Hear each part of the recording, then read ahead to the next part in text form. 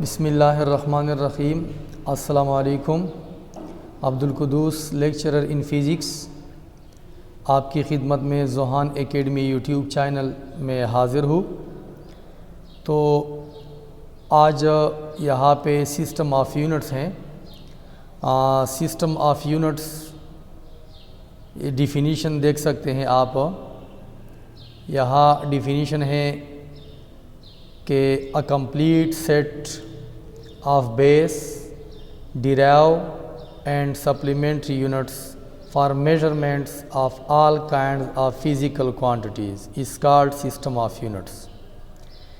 तो system of units ये एक complete set होता है जिसमें base, derive and supplementary unit शामिल होते हैं, जो कि वो हम फिज़िकल क्वांटिटी की मेजरमेंट के लिए इस्तेमाल करते हैं। तो इन यूनिट्स का जो सेट है इसको हम सिस्टम ऑफ यूनिट्स कहते हैं। सेट में बेस यूनिट्स भी आ सकते हैं, डिराइव यूनिट भी आ सकते हैं और सप्लीमेंट्री यूनिट भी आ सकते हैं। तो बेस यूनिट्स आप जानते होंगे कि बेस फिज़िकल क्वांटिटीज़ के लिए जो यूनिट्स हम इस्तेमाल करते हैं उनको हम बेस यूनिट्स कहते हैं, और डिराइव फिज़िकल क्वांटिटी के लिए जो यूनिट हम इस्तेमाल करते हैं उनको हम डिराइव यूनिट्स कहते हैं। ठीक है। और सप्लीमेंट्री यूनिट्स अगला टॉपिक आ रहा है, उसमें हम डिस्कस करेंगे कि सप्लीमेंट्री यूनिट्स क्या हैं। ठीक है। यहाँ पे एग्जांपल के तौर पे आप देख सकते हैं डियर्स, CGS सिस्टम ये एक सिस्टम ऑफ यूनिट्स है। ठीक है। ये सिस्टम ऑफ यूनिट्स की एग्जांपल हैं। दूसरा जो है FPS सिस्टम, ये भी एक सिस्टम ऑफ यूनिट्स है। MKS सिस्टम ये भी सिस्टम ऑफ यूनिट्स है, और SI system are the example of the system of units. ये चार जो हैं ये सिस्टम ऑफ यूनिट्स हैं: CGS system, FPS system, MKS system and SI system.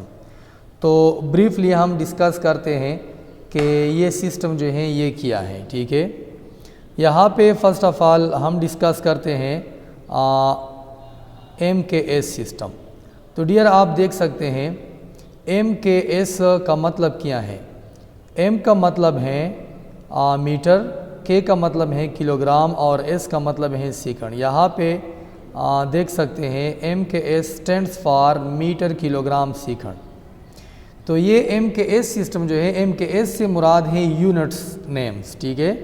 तो M से मुराद मीटर, K से किलोग्राम और S से सेकंड। तो इसका मतलब ये है कि MKS सिस्टम में ये 1960 से पहली बात है। मतलब ये है कि 1960 से पहले ये MKS सिस्टम इस्तेमाल होता था, और ये CGS सिस्टम, FPS सिस्टम ये 1960 से पहले इस्तेमाल होते थे। तो ये MKS इंटरनेशनली इस्तेमाल होता था। मतलब ये है कि सारी दुनिया ये MKS सिस्टम इस्तेमाल करती थी। तो इसमें देखिए इन MKS सिस्टम में length, mass and time are internationally considered as base physical quantities. तो डियर ये बात आप नोट करें MCQs के तौर पे कि MKS सिस्टम में लेंथ, मास एंड टाइम ये तीन as a base physical quantity consider होते थे। ठीक है। अगर कोई आपसे पूछे कि MKS सिस्टम में कितने बेस फिज़िकल क्वांटिटी हैं, how many base physical quantities in MKS system, तो आप डियर्स बता सकते हैं कि इसमें 3 बेस फिज़िकल क्वांटिटी हैं: लेंथ, मास एंड टाइम। ठीक है। Length, mass and time. तो in this system the unit of length, mass and time is metre.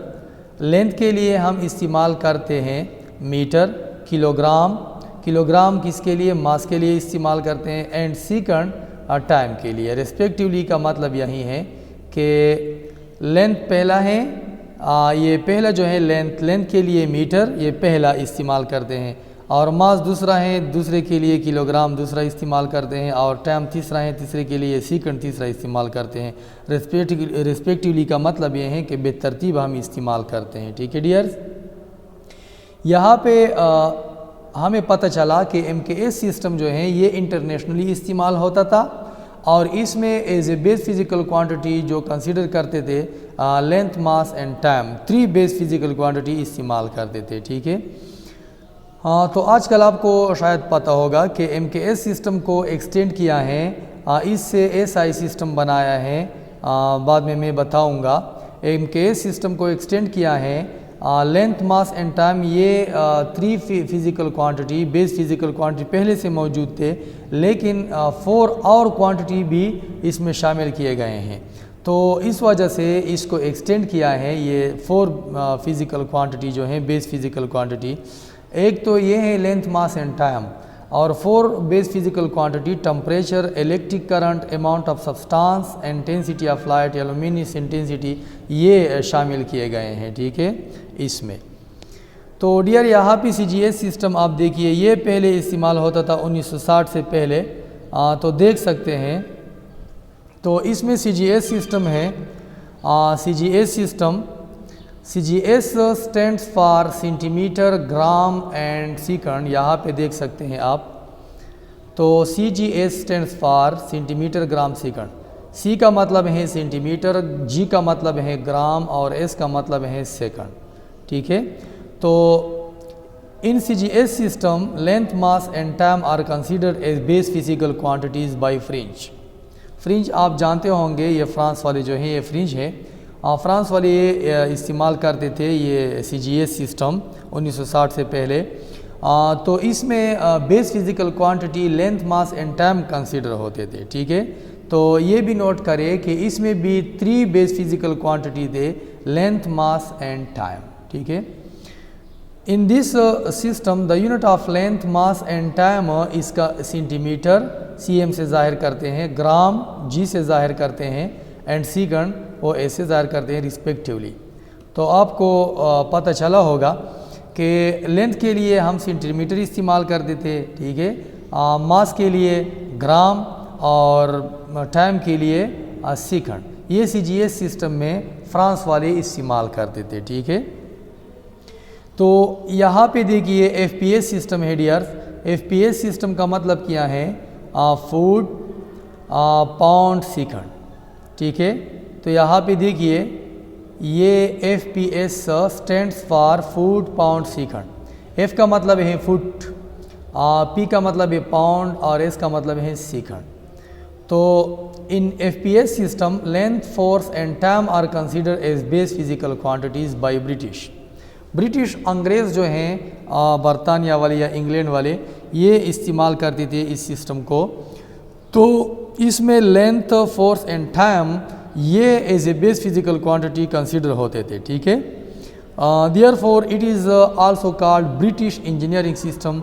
इस FPS सिस्टम का दूसरा नाम जो है ब्रिटिश इंजीनियरिंग सिस्टम भी है। ठीक है, in this system the units of length, force and time is foot, FT से जाहिर करते हैं, ये लेंथ के लिए इस्तेमाल करते थे। ठीक है, पाउंड फोर्स के लिए इस्तेमाल करते, एंड सेकंड टाइम के लिए रेस्पेक्टिवली। ठीक है, तो यहाँ पे ये नोट हैं आपके सामने। अक्सर स्टूडेंट इसमें कंफ्यूज होते हैं कि ये फुट, पाउंड, सेकंड, ये पाउंड जो है ये मास की यूनिट है, डियर ये फोर्स की यूनिट है।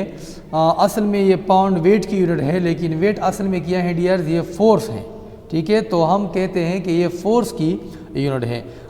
FPS सिस्टम में मास के लिए जो यूनिट है वो स्लग है। यहाँ पे नोट देखिए, नोट माइन लिखा है, इन FPS system the unit of mass is slug. FPS system में मास की जो यूनिट है वो स्लग है, और एक स्लग जो है देखिए 1 slug is equal to 14.6 kilogram. ये 14.6 किलोग्राम के बराबर है 1 स्लग। मतलब ये है कि स्लग किलोग्राम से बड़ी यूनिट है। ठीक है, तो यहाँ पे डियर्स SI देखिए, SI सिस्टम, तो मैंने अभी बताया कि MKS सिस्टम को एक्सटेंड किया। क्यों एक्सटेंड किया, आपको शायद पता हो कि 1960 में साइंटिस्ट ने मीटिंग की, कॉन्फ्रेंस की। ठीक है, और इसमें ये फ़ैसला किया, क्यों मीटिंग की, क्योंकि साइंस तरक्की में जा रहा था, साइंस तरक्की कर दी थे। तो इसका मतलब ये है कि उन्होंने ये फ़ैसला किया कि हम एक ऐसा सिस्टम बनाएंगे कि सारी दुनिया इस्तेमाल करे और किसी को कोई मुश्किल न हो। ठीक है, तो यहाँ पे देखिए आप SI, SI का मतलब क्या है? SI stands for standard international और सिस्टम इंटरनेशनल। तो SI हम स्टैंडर्ड इंटरनेशनल माने ले सकते हैं और सिस्टम इंटरनेशनल भी। लेकिन ये बात आप नोट करिए डियर्स कि अगर SI सिंपल लिखी हो, इस तरह लिखी हो कि SI, तो इसका मतलब होगा सिस्टम इंटरनेशनल। ठीक है, SI का मतलब होगा सिस्टम इंटरनेशनल। अगर इस तरह लिखा हो, देखिए SI सिस्टम, SI सिस्टम, तो यहाँ पे सिस्टम का लफ्ज़ जो है वो लिखा है, तो इस वक्त इसका मतलब होगा स्टैंडर्ड इंटरनेशनल सिस्टम। तो SI का यहाँ पे मतलब स्टैंडर्ड इंटरनेशनल होगा। ठीक है, ये नोट करिए डियर्स। तो यहाँ पे ये थ्योरी लिखी है कि before 1960 CGS system, FPS system and MKS system are used, ये इस्तेमाल होते थे। But with the passage of time, time के साथ developments and discoveries were made in the field of physics. ठीक है, फिजिक्स या साइंस जो है तरक्की करती जा रही थी। तो क्या हुआ, which needs to be associated with some units, तो उन्होंने और भी यूनिट्स या और क्वांटिटी भी लगा लिए।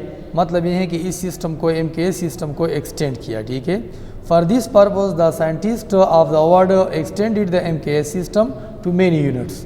इसमें और भी यूनिट शामिल किए, और भी क्वांटिटी शामिल किए, मैंने अभी बताया। ठीक है, the newly introduce system in 1960 was named as standard international system और SI सिस्टम। ठीक है, तो SI सिस्टम इंट्रोड्यूस किया, ये बनाई गई इस सिस्टम को।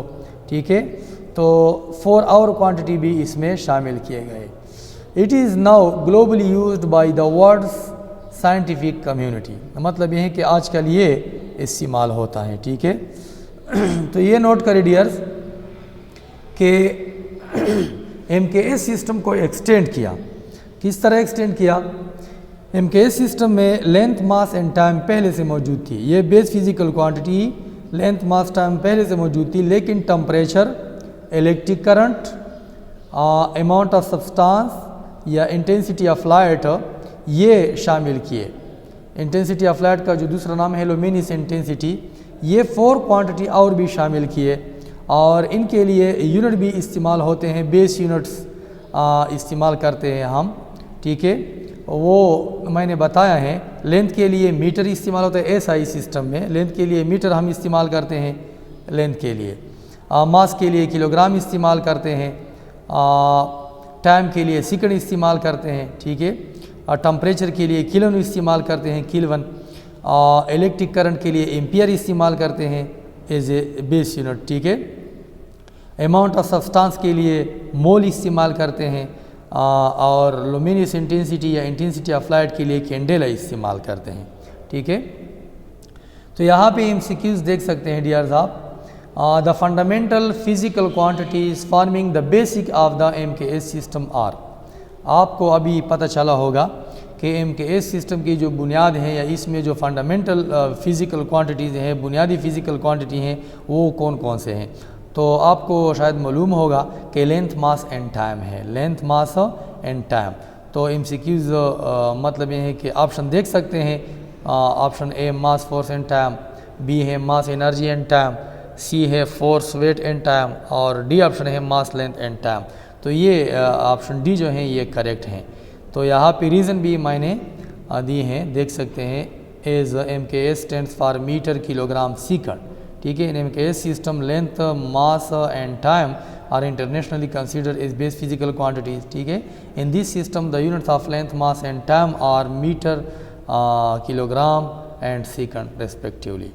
तो ये डियर्स आप नोट करें, ये लेक्चर हैं, इस पे एक MCQs मैंने बनाया है, और भी MCQs बना सकते हैं। ठीक है, लेकिन लेक्चर या टॉपिक्स जो हैं आपको याद करना होगा। ठीक है, थैंक यू।